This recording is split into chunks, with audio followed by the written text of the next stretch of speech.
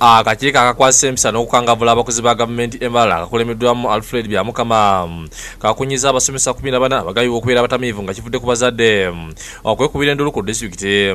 Dr. Peter Sebutinde nga yakulira ebyobulamu Embalala abadde asukka kubagezesa n'okubasaako olupapula ku bibatunga bagolodde emikono era abangi babadde bakankana ebitagambika.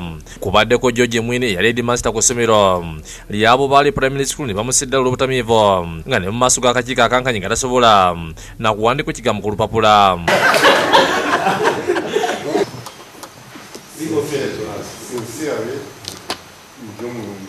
Ono kimuyitiddeko n'asalawo okwogera amazima ndi yakanywera omwenge emyaka 40 era yeetanira ekika kya walagi ne tonto. You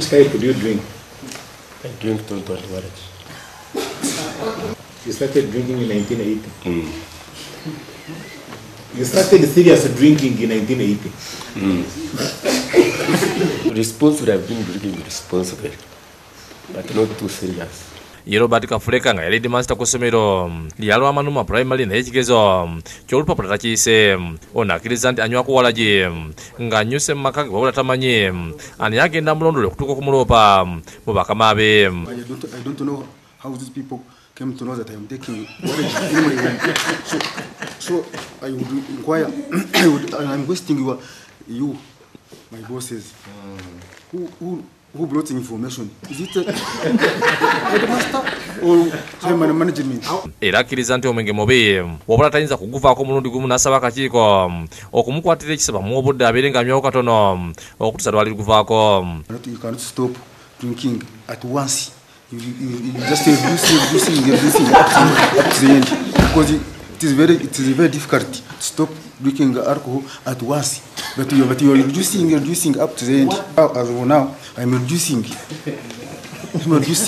from one glass to half, from a half to a quarter, from a quarter to the end. Mu basomesa abakunyisiddwa mubadde muno omukyala Anna Hayimbisibingu nawe tasobola na kuyimirira okumala eddakiika. Alipoota y'abazadde b'essomero ly'Alugalu lwa primary school etegeeza nti ku ssaawa 4 yaba yatuuse dda mu bbaala asabye ab'akakiiko okumuddiramu kubanga alina ebizibu nga bibimunywesa.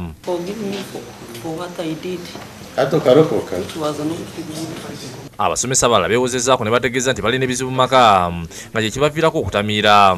Basabye akakiiko okubasonyiwa era abadde baganye nti tebanywa abamu bakkiriza nga Deogratias Mpumwire nti ekiro yanywedde ku busera.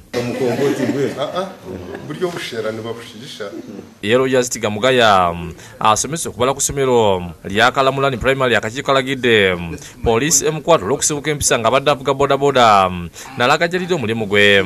Dr. Sebutinde avumiridde embeera abasomesa gye balimu n'ategeeza nti basobola kusomesa abayizi ne bayiga.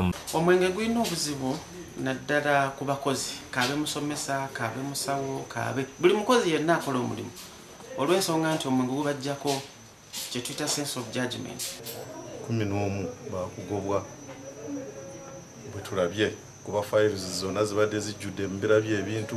Damba Wezel yakusakidde Gulien ku Lwabukedde TV.